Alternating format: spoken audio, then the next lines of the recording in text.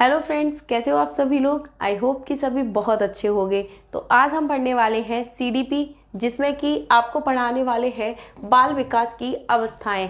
यानी बाल विकास की अवस्थाएं सीडीपी के लिए एक इतना इम्पॉर्टेंट चैप्टर है जिसमें आपके क्वेश्चन बहुत ज़्यादा पूछे जाते हैं। बाल विकास की जो अवस्थाएं होती हैं, जो स्टेजेस ऑफ डेवलपमेंट होते हैं, सीडीपी में यहाँ से क्वेश्चन बहुत सारे आते हैं। समथिंग 3 से 4 क्वेश्चन सीडीपी के अंदर यहाँ से कवर हो जाते हैं। जैसे कि आपकी सीटेट का एग्ज़ाम होने वाला है, उसमें आपकी सीडीपी प्लस पेडागोजी सारी चीज़ें मिलाकर समथिंग 75 मार्क्स की पूछी जाती है। क्योंकि जो आपकी सीडीपी है, चाइल्ड डेवलपमेंट है, ये आपका 30 मार्क्स का आएगा, जिसमें सीडीपी प्लस पेडागोजी रहेगी। उसके बाद में आपके जो सब्जेक्ट होते हैं, वो सारे सब्जेक्ट 15-15 नंबर के जो अदर सब्जेक्ट हैं, जो 4 सब्जेक्ट और बचते हैं, जैसे कि आपकी लैंग्वेज फर्स्ट है, लैंग्वेज सेकंड है, मैथ है और ईवीएस है, या फिर ईवीएस की जगह जो सेकंड पेपर में एसएसटी पूछी जाती है, उन सभी में 15-15 मार्क्स की जो आएगी वो आएगी आपकी थ्योरी, यानी कि जो आपका सब्जेक्ट है वो पूछा जाएगा। और उसके बाद 15 मार्क्स की आएगी पेडागोजी। तो ये जितने भी क्वेश्चन हैं जो कि आपकी सीडीपी में कराए जाएंगे, प्लस आपको जो पेडागोजी कंप्लीट कराई जाएगी, तो समथिंग 75 मार्क्स ऐसे हैं जो आप चाइल्ड डेवलपमेंट और पेडागोजी से गेन कर सकते हैं। चाइल्ड डेवलपमेंट एंड पेडागोजी से ही 75 मार्क्स अगर आप बहुत ज़्यादा अच्छे से तैयारी कर लेते हैं तो समथिंग 70 मार्क्स ऐसे हैं जो आपको मिल जाएंगे। सीडीपी और पेडागोजी ये सारी चीज़ें मिलाकर 75 मार्क्स हो जाते हैं। अगर आपके 75 में से 65 से लेके 70 मार्क्स भी आ जाते हैं तो आपको समथिंग 20 से 30 मार्क्स का ही अदर सब्जेक्ट करना पड़ेगा। अगर आपके मार्क्स 70 आ जाते हैं तो 80 और 90 यानी कि आपको केवल 20 मार्क्स ऐसे चाहिए होते हैं। अगर आपके 70 नंबर आ जाते हैं सीडीपी और पेडागोजी को मिलाकर, तो वो सभी चीज़ों में आपको लगभग 20 नंबरों की मेहनत करनी पड़ेगी, जो कि आपके बहुत ज़्यादा आराम से आ जाएंगे। तो सीटेट के अंदर जितना भी आपको ध्यान देना है, सारा ध्यान आपको सीडीपी और पेडागोजी के अंदर देना है। तो सीडीपी और पेडागोजी जैसे आपकी कंप्लीट हो जाती है, अगर आपके मार्क्स थोड़े बहुत कम भी रह जाते हैं, 60 भी रह जाते हैं, तो 70, 80 और 90 पर आप क्वालिफाई हो ही जाते हैं। तो आपको 30 मार्क्स के लिए केवल अगर आप क्वालिफाई भी करेंगे तो भी आपको मात्र 30 मार्क्स लाने हैं, जो कि आपकी लैंग्वेज या अदर सब्जेक्ट से कंप्लीट हो जाएंगे। थोड़ी सी मेहनत करने से आप अपनी जो सीटेट के एग्ज़ाम आने वाले हैं उन सभी में 100 प्लस 120 प्लस मार्क्स लेके आ सकते हैं, बहुत ही आसानी से, बहुत ही आराम से। इसके लिए आपको जो हमारी स्ट्रेटजी है उसे बहुत अच्छे से फॉलो करना पड़ेगा। और इसे फॉलो करने के साथ साथ में जो इसका रिवीजन है, वो सारे रिवीजन आपको प्रैक्टिस सेट से या फिर अदर जितनी भी चीज़ें होती हैं, जैसे कि प्रीवियस ईयर क्वेश्चन पेपर हैं, प्रैक्टिस सेट हैं, उन सभी से मिलाकर आप रिवीजन करते रहिएगा। आई होप जितनी भी थ्योरी यहाँ पर कराई जाएगी, जैसे कि पिछले ईयर में भी जो एग्ज़ाम हुए थे, उन सभी में भी सीटेट में यहाँ से जो आपको लवली एकेडमी पर कराया गया था, उन सभी से बहुत सारे क्वेश्चन आए थे। जितना भी हो सके चैनल को ज़्यादा से ज़्यादा लोग सब्सक्राइब कीजिएगा, शेयर कीजिएगा, ताकि जो आपके जैसे और भी लोग हैं जो आपकी सीटेट की तैयारी कर रहे हैं, जो कि आपका दिसंबर में होने वाला है, उन सभी को यहाँ इस चीज़ का नोटिफिकेशन पहुँच सके, उन लोगों को भी थोड़ा बहुत फ़ायदा हो सके। आई होप क्लासेस आपको पसंद आएंगी। तो आज हम स्टार्ट करने वाले हैं स्टेजेस ऑफ चाइल्ड डेवलपमेंट, यानी बाल विकास की अवस्थाएँ। जो बच्चे का बाल विकास होता है, एक बालक का, वो किस प्रकार से होता है, उसकी कौन कौन सी अवस्थाएं होती हैं, किस अवस्था में जो बालक का विकास होता है वो किस प्रकार से होता है, उस चीज़ के बारे में डिस्कस करेंगे। तो सबसे पहले जो बाल विकास की अवस्थाएं होती हैं, एक बच्चा जब पैदा होने के लिए होता है या एक बच्चा जब पैदा होता है तो उसमें जो डेवलपमेंट आते हैं वो सारे किस प्रकार से होते हैं और किस स्टेज में कितने डेवलपमेंट होते हैं। तो सबसे फर्स्ट जो अवस्था होती है उसको बोला जाता है प्रसव पूर्व अवस्था। यानी जो प्रसव पूर्व अवस्था होती है उसमें बालक का विकास कैसे होता है और किस प्रकार से होता है, तो इसे बोला जाता है प्रीनेटल स्टेज। यानी जो प्रसव पूर्व अवस्था होती है, बच्चे के गर्भाधान के समय को प्रसव पूर्व अवस्था बोला जाता है। जो बच्चे का गर्भाधान का समय है इसे बोला जाता है प्रसव पूर्व अवस्था। तो ये अवस्था जो होती है, इसका जो मंथ होते हैं वो होते हैं 9 मंथ की। यानी इस अवस्था का जो टाइम पीरियड होता है वो होता है 9 महीने या 280 दिन। इस अवस्था का जो टाइम पीरियड माना जाता है वो 9 महीने या 280 दिन का माना जाता है। यह अवस्था माता के गर्भाधान से शुरू होती है। जो प्रसव पूर्व अवस्था होती है जिसे प्रीनेटल स्टेज बोला जाता है, जब एक माँ अपना गर्भ धारण करती है, जब बच्चा उसके पेट में आता है, उस टाइम से ये अवस्था स्टार्ट हो जाती है। क्योंकि प्रसव पूर्व अवस्था में ही जो भ्रूण होता है, जो बालक का विकास होता है, वो माँ के गर्भ में स्टार्ट हो जाता है। अगर क्वेश्चन आता है प्रसव पूर्व अवस्था का जो टाइम पीरियड है वो कितना है, तो अगर 9 महीना या फिर 280 दिन इनमें से कोई भी चीज़ दी जाती है तो आप उसे नोट डाउन कर सकते हैं, उसे लगा सकते हैं, उसे बता सकते हैं कि प्रसव पूर्व अवस्था का जो समय होता है वो 9 महीने या 280 दिन का होता है। उसके बाद सेकंड आती है शैशवावस्था। प्रसव पूर्व अवस्था के बाद में जब एक बालक जब माँ के गर्भ से बाहर आ जाता है, जब बालक पैदा हो जाता है, तो उसके बाद आती है शैशवावस्था, जिसे बोला जाता है इन्फेंसी स्टेज। यानी जो इन्फेंसी स्टेज में जब बालक होता है तो उसका जो टाइम पीरियड होता है वो उसके 1 से 2 ईयर्स तक के लिए होता है। यानी एक बालक जब जन्म लेता है उससे 2 वर्ष तक उसका जो टाइम पीरियड चलता है वो चलता है शैशवावस्था का इन्फेंसी स्टेज, जिसे बोला जाता है। शैशवावस्था में शिशु पूर्ण रूप से माता पिता पर निर्भर रहता है, माता पिता के ऊपर ही डिपेंड रहता है, तो इसे बोला जाता है डिपेंडेंसी स्टेज। यानी कि एक बालक जो होता है वो पूरी तरह से अपने माता पिता पर निर्भर रहता है, यहाँ तक कि सूसू पॉटी के लिए भी वो अपने माँ बाप पर ही डिपेंड होता है। तो इसीलिए इसे माता पिता पर निर्भर या निर्भरता की अवस्था भी बोला जा सकता है। इस अवस्था में बालक का व्यवहार मूल प्रवृत्तियों पर आधारित होता है। मूल प्रवृत्तियों का मतलब होता है एक बालक का जो विकास होता है वो मूल प्रवृत्तियां, यानी जो उसके संवेग होते हैं, जिन चीज़ों को वो कह तो वो पाते नहीं है, क्योंकि बच्चे बहुत छोटे होते हैं, वो कोई भी चीज़ के बारे में बता नहीं पाते हैं। तो उस चीज़ की, जैसे एक बालक को जब भूख लगती है, यानी जैसे मूल प्रवृत्तियों के बारे में अगर वर्णन करते हैं तो जो मूल प्रवृत्तियां होती हैं इनमें क्या होता है, एक बालक को अगर भूख लगती है तो वो बालक क्या करता है, रोता है। एक बालक को जब माँ को देखकर बहुत ज़्यादा खुशी महसूस होती है, बालक को जब बहुत ज़्यादा खुशी महसूस होती है तो बालक हंसने लगता है। यानी एक बालक का हंसना, रोना, क्रोध दिखाना, ये सारी चीज़ें, इन सभी चीज़ों को वो अपनी मूल प्रवृत्तियों के आधार पर ही बता पाता है, मूल प्रवृत्तियों के द्वारा ही बता पाता है। इस अवस्था में बालक का शारीरिक और मानसिक विकास अधिक तीव्र होता है।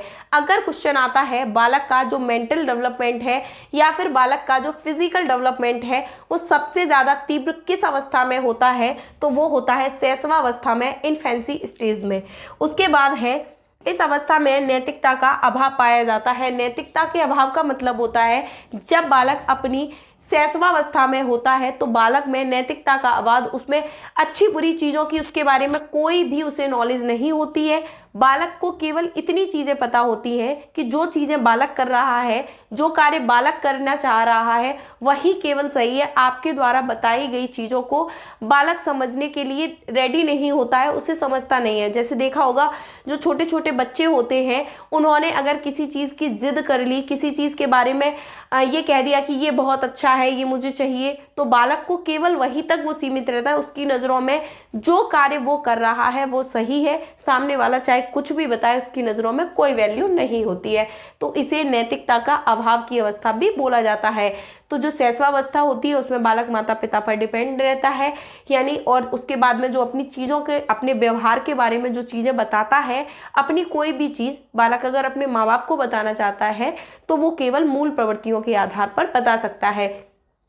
शारीरिक और मानसिक विकास, फिजिकल और मेंटल डेवलपमेंट शैशवावस्था में सबसे ज़्यादा तीव्र गति से होता है। बाकी स्टेजेस जो होती है उनमें कभी मंद, कभी तीव्र, कभी मंद, कभी तीव्र होता रहता है। लेकिन जो शैशवावस्था होती है इसमें बालक का फिजिकल और मेंटली डेवलपमेंट होता है, बहुत ज़्यादा फास्ट होता है। इस अवस्था में नैतिकता का अभाव पाया जाता है। बालक में जो मोरल होता है उस चीज़ के बारे में जो मोरल होता है उस चीज़ के बारे में कोई भी नॉलेज नहीं होती है। उसके बाद हम हमारी थर्ड स्टेज के बारे में बात करेंगे, जिसे बोला जाता है पूर्व बाल्यावस्था। बाल्यावस्था होती है उसे 2-3 चीज़ों में डिवाइड करके बताते हैं, क्योंकि जो बालक होता है बाल्यावस्था में, जैसे 2 से 6 साल का बालक होता है वो किस प्रकार से वर्क करता है।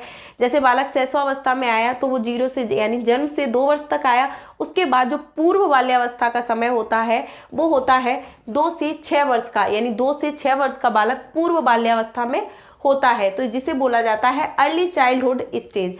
अर्ली चाइल्डहुड स्टेज में बालक किस प्रकार से वर्क करता है, बालक किस प्रकार से चीज़ों को सीखता है।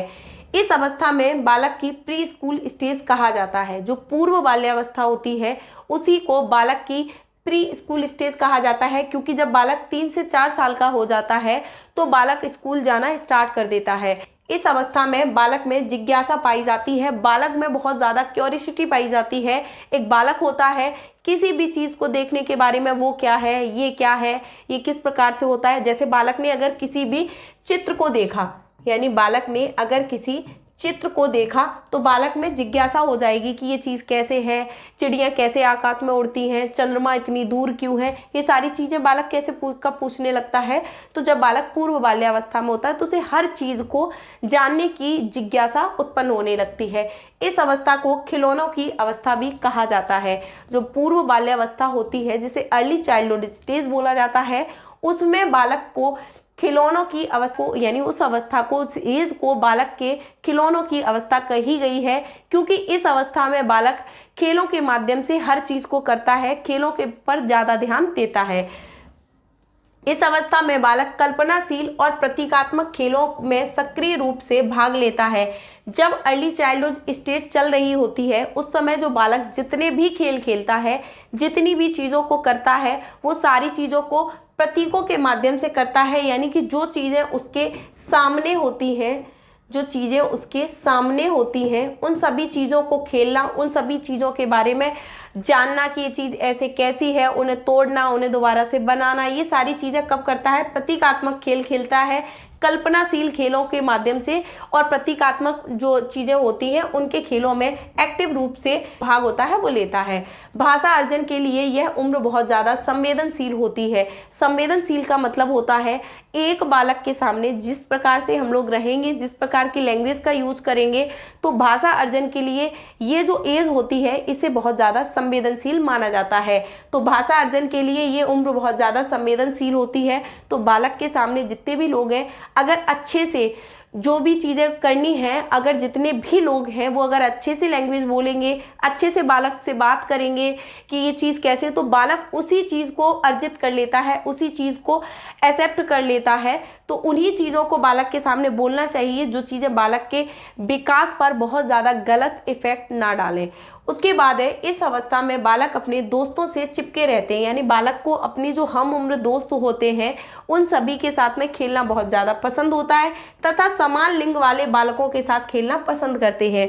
जो अर्ली चाइल्डहुड स्टेज होती है इसमें बालक अपने हम उम्र दोस्तों के साथ खेलना बहुत पसंद करते हैं। यानी छोटे छोटे बच्चों के ग्रुप में आपने देखा होगा जो छोटे छोटे बालक होते हैं जो कि 2 से 6 साल के होते हैं, वो अपनी ही एज के साथ में, एज के जो बच्चे होते हैं उनके साथ में खेलना पसंद करते हैं। लेकिन उनमें एक चीज़ पाई जाती है, जैसे किशोरावस्था में भी लोग यानी अपने हम उम्र लोगों के साथ रहना, इन चीज़ों में डिफरेंसेस किस प्रकार से होते हैं। किशोरावस्था में क्या होता है, वो अपने हम उम्र लोगों के साथ तो रहते हैं लेकिन अदर जेंडर के प्रति आकर्षित होते हैं। ये कब होते हैं, किशोरावस्था में। यानी जो किशोरावस्था होती है, अगर क्वेश्चन आता है, जो किशोर लोग होते हैं वो अपने मतलब दोस्तों के साथ में तो रहना पसंद करते हैं लेकिन उनकी जो अट्रैक्शन होता है वो अदर जेंडर होता है उसके प्रति। जैसे कि अगर लड़का है तो वो लड़कियों के साथ रहना, उनके साथ दोस्ती करना, उनके साथ घूमना फिरना, ये सारी चीज़ें उन्हें ज़्यादा पसंद आती हैं। लेकिन जो अर्ली चाइल्डहुड स्टेज होती है इसमें बालक अपने दोस्तों के साथ चिपके तो रहते हैं लेकिन समान लिंग वाले बालकों के साथ खेलना पसंद करते हैं। जैसे लड़कियां हैं तो लड़कियां जैसे गुड्डे गुड़ियों से खेल रही हैं तो उन्हें अपनी जैसी ही लड़कियां हैं वो लड़कियों के साथ खेलना पसंद करेंगी। लड़के हैं उनकी जो रुचियां होती हैं वो लड़कों की तरह होती हैं तो वो लड़कों के साथ ही खेल खेलना पसंद करते हैं। तो ये डिफरेंसेस पाए जाते हैं किशोरावस्था और अर्ली चाइल्डहुड स्टेज में यानी जो पूर्व बाल्यावस्था होती है उसमें और किशोरावस्था में। उसके बाद है इस उम्र में गत्यात्मक समन्वय में सुधार होता है। बालकों को कूदना, चढ़ना, बांधना, दौड़ना आदि चीजें अधिक प्रिय होती हैं। यानी इसे एक प्रकार से बहुत ज्यादा गतिशील अवस्था बोला जा सकता है। इस एज में क्या होता है, जो बालक होते हैं उन्हें किसी भी पेड़ पर चढ़ना, कूदना, यानी एक प्रकार से शोर शराबे वाली चीजें हैं, बहुत ज्यादा ऊधम करना, ये सारी चीजें बहुत ज्यादा पसंद होती है। जैसे कि छोटे छोटे बच्चे शोर ज्यादा करते हैं, परेशान ज्यादा करते हैं, उसी प्रकार से बालकों को कूदना, चढ़ना, दौड़ना, यानी जब एक बहुत छोटा बच्चा होता है वो सारे दिन अगर दौड़ता भी रहे तो उसे थकान महसूस नहीं होती है, क्योंकि वो एज ही ऐसी होती है जिसमें बच्चों की बॉडी उसी प्रकार से वर्क करती है। जैसे कि अगर हम लोग बड़े होते हैं तो अगर वो लोग ज़्यादा काम कर लेते हैं या उनको ज़्यादा किसी भी चीज़ में मेहनत पड़ जाती है तो वो लोग थकान महसूस करने लगते हैं। बच्चों के साथ ऐसा बहुत कम देखा जाता है। उन्हें दौड़ने, कूदने, फांदने, इन सभी चीज़ों में कोई भी प्रॉब्लम नहीं होती है। उसके बाद है वातावरण के साथ उनकी बौद्धिक क्षमता का विकास होता है। बालक जैसे वातावरण में रहता है, जैसा उसके आसपास जो माहौल होता है, उन सभी के अंतर्गत उसका जो बौद्धिक विकास है, उसका जो मेंटल डेवलपमेंट है वो उसी प्रकार से होता रहता है। अगर आस पड़ोस का माहौल बहुत अच्छा है, बच्चे के अच्छे अच्छे दोस्त हैं, बच्चे के साथ में अच्छा व्यवहार किया जा रहा है, जो लोग हैं आसपास के उनकी लैंग्वेज अच्छी है, उनकी हर चीज़ बहुत ज़्यादा अच्छी है, तो बालक वैसे होंगे। और अगर उनके आसपास का माहौल, आसपास की जो लोग हैं, उनकी लैंग्वेज वगैरह, ये सारी चीजें अगर बहुत ज्यादा बेकार होती हैं तो बालक का विकास उसी प्रकार से होला। बालक मंदबुद्धि का हो सकता है, बालक बहुत ज्यादा कुंठा का शिकार हो सकता है, बालक का जो डेवलपमेंट है वो गलत दिशा की ओर भी अग्रसर हो सकता है। उसके बाद बात करते हैं मध्य बाल्यावस्था की, यानी मिडिल लेटर चाइल्डहुड स्टेज। यानी जो मिडिल लेटर चाइल्डहुड स्टेज होती है, इसका जो टाइम पीरियड होता है वो 6 से 11 वर्ष का होता है, 6 to 11 ईयर्स का होता है। उसे क्या बोला जाता है, मध्य बाल्यावस्था या फिर बाल्यावस्था। इसमें बालक किस प्रकार से वर्क करते हैं, जो मध्य बाल्यावस्था होती है 6 वर्ष तक का, तो बालक क्या क्या करता है, ये चीज़ें हम अभी तक डिस्कस कर चुके हैं। उसके बाद में अब हम बात करने वाले हैं मध्य बाल्यावस्था के बारे में। इस एज में आके बालक किस प्रकार से वर्क करता है, किस प्रकार से खेलना कूदना पसंद करता है, उसका जो डेवलपमेंट होता है वो किस प्रकार से होता है। तो इस अवस्था को बालक की गंदी अवस्था कहा जाता है। गंदी अवस्था का मतलब होता है बालक बहुत ज़्यादा साफ सुथरा नहीं रहता है। जैसे उसने कहीं पर खाना खाया और खाना खाने के बाद उसके कपड़ों पर गंदगी लग गई, जैसे उसके कपड़ों पर गंदगी लग गई तो वो उसे बिना साफ किए ही खेलने लग जाएगा। जैसे कई बार ऐड में भी देखे हैं कि छोटे से बच्चे के जिसके कपड़ों पर बहुत ज़्यादा गंदगी लग जाती है तो फिर बोलता है कि दाग अच्छे हैं। उसी प्रकार से जो ये एज होती है इसमें बच्चों को कोई इफेक्ट नहीं पड़ता कि वो कितने गंदे घूम रहे हैं, कितने साफ घूम रहे हैं, उनके कपड़े साफ हैं या नहीं, उन्हें अपने खेलने कूदने से मतलब होता है। तो इस अवस्था को जब बालक 6 से लेके 11 ईयर तक का होता है तो उस एज को डर्टी एज भी बोला जा सकता है। तो इस अवस्था को डर्टी एज भी बोला जा सकता है, डर्टी एज, यानी जो ये एज होती है इसे डर्टी एज बोला जा सकता है।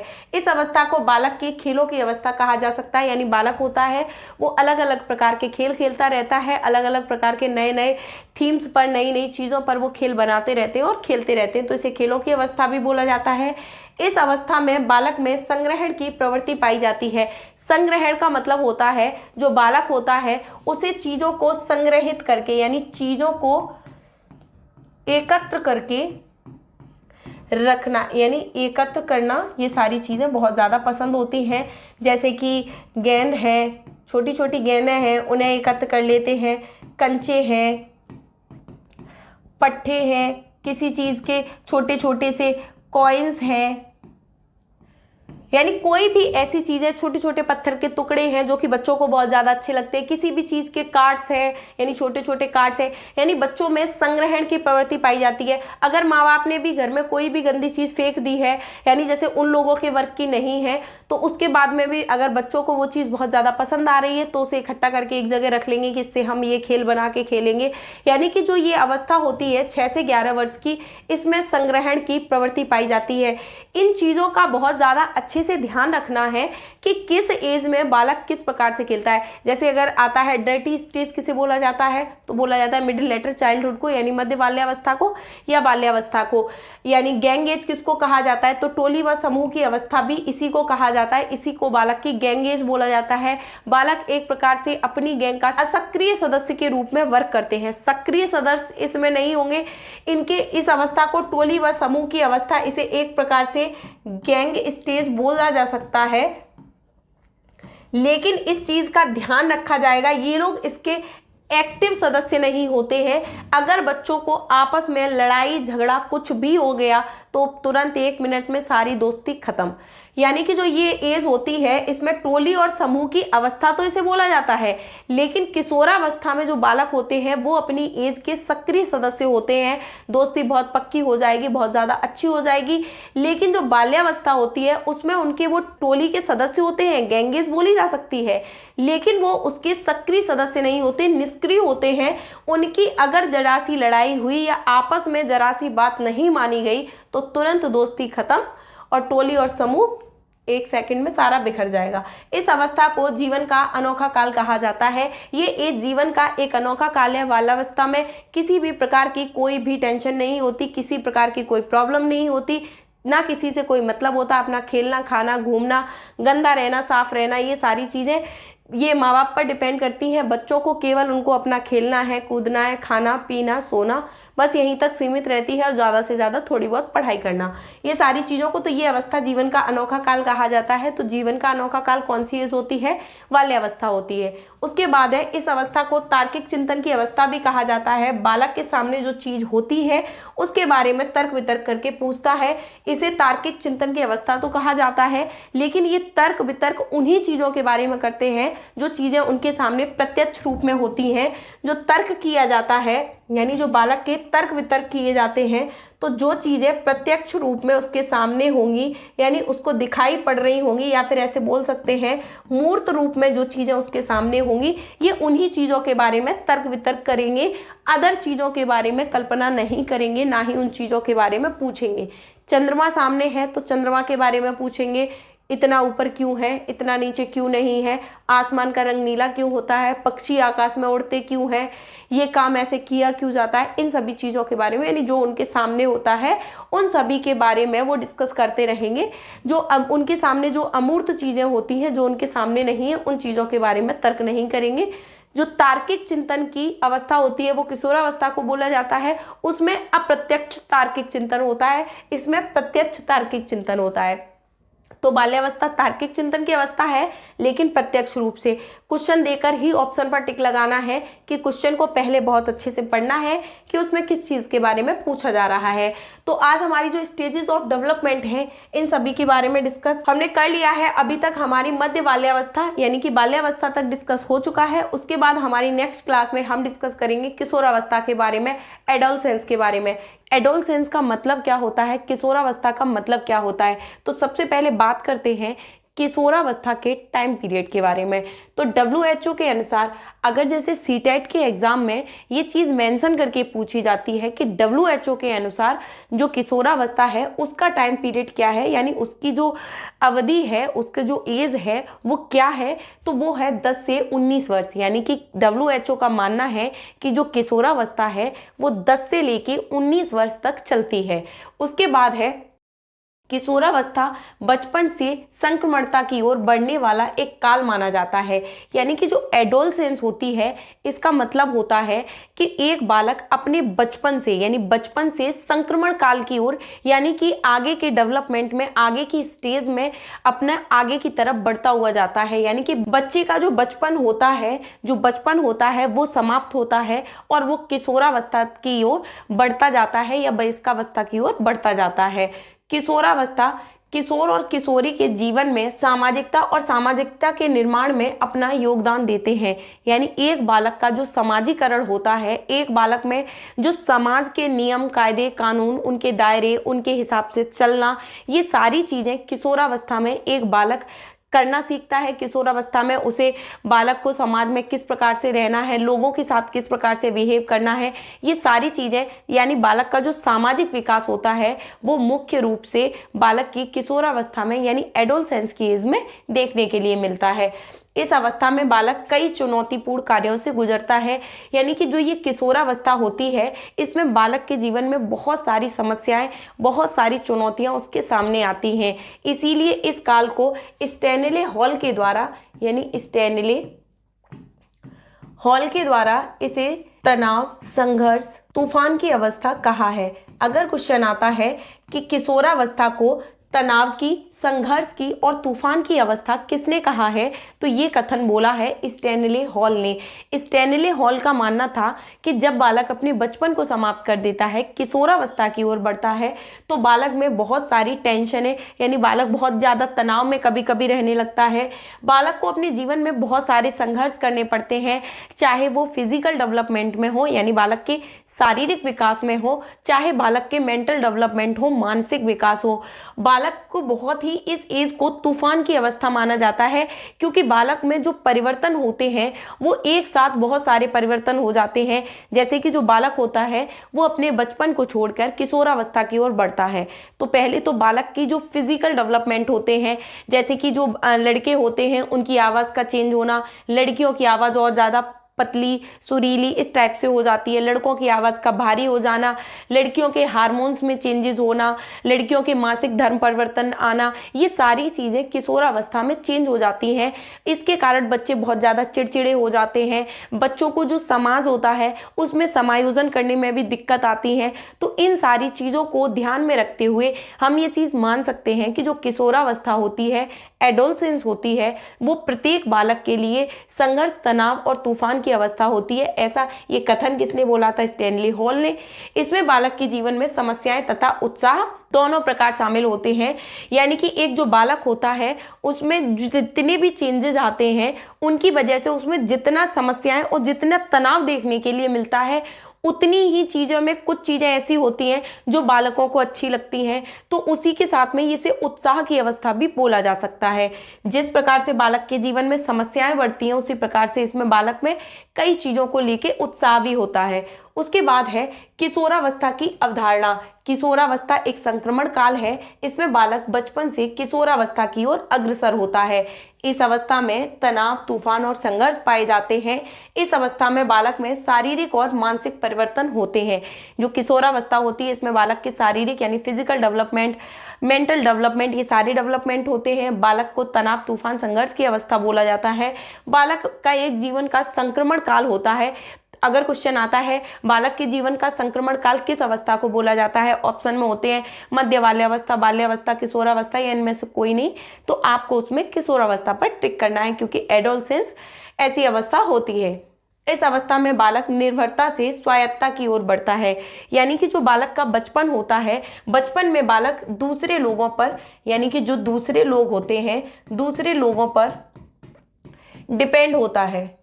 यानी कि एक बालक होता है जो दूसरे लोगों पर डिपेंड होता है, चाहे वो उसके माता पिता होते हैं यानी माता पिता को लेकर हम बोल सकते हैं।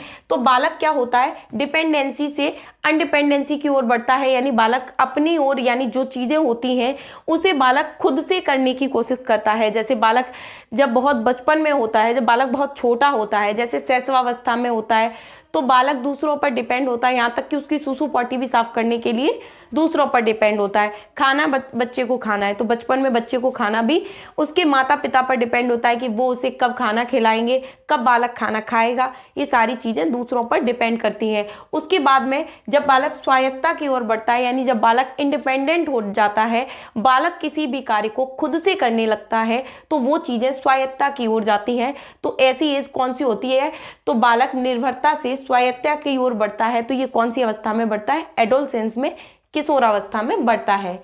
इस अवस्था में बालक की दुविधाओं का सामना करना पड़ता है तथा सामंजस्य की स्थिति बन जाती है, यानी बालक के जीवन में किसी चीज़ को लेकर बहुत ज़्यादा दुविधाओं का सामना करना पड़ता है।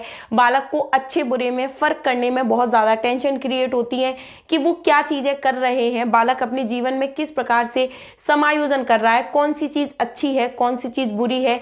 इन सारी चीज़ों के बारे में जो डिसीजन लेने होते हैं उन सभी में बालक में दुविधाएं रहती हैं।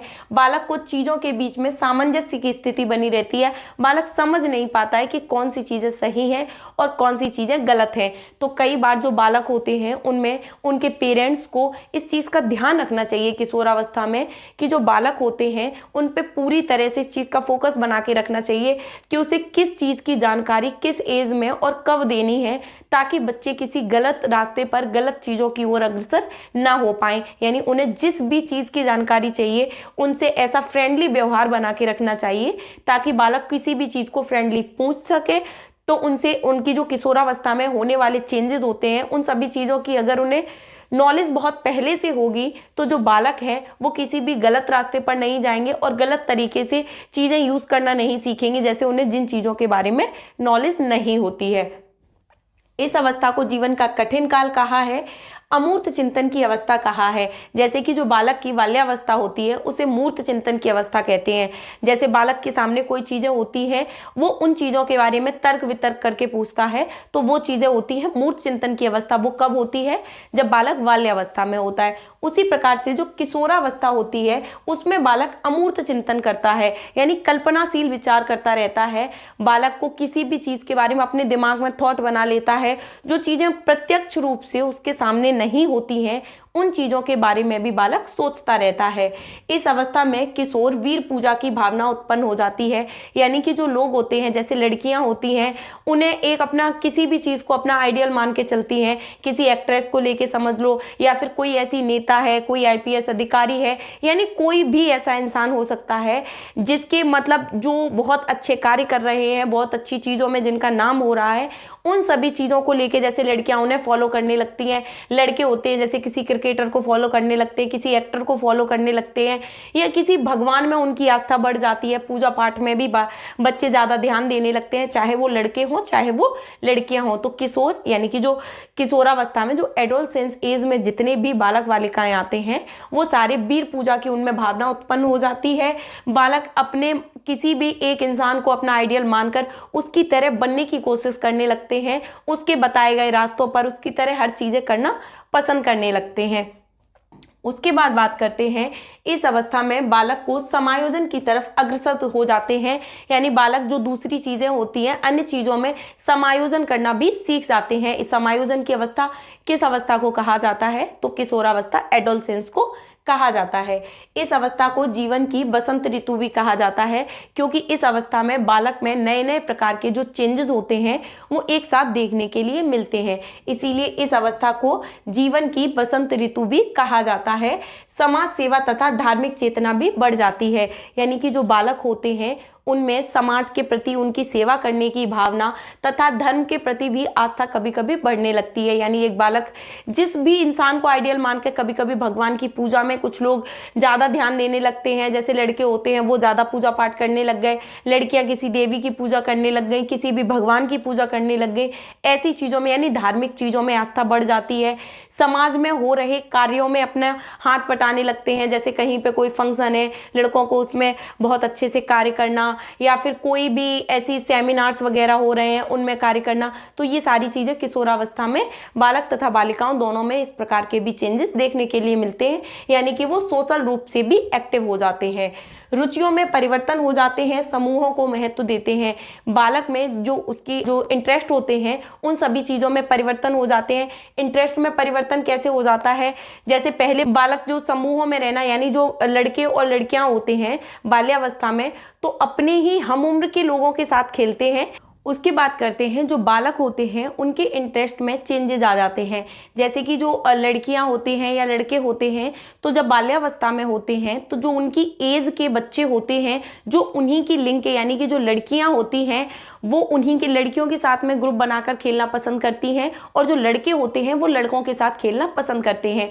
उसी प्रकार से जो एडोलसेंस की एज होती है, इसमें क्या होता है, विपरीत लिंग के प्रति आकर्षण बढ़ जाता है, यानी कि अदर जेंडर के प्रति जो लड़के या लड़कियां कोई भी होते हैं वो अदर जेंडर के प्रति अट्रैक्टिव होने लगते हैं।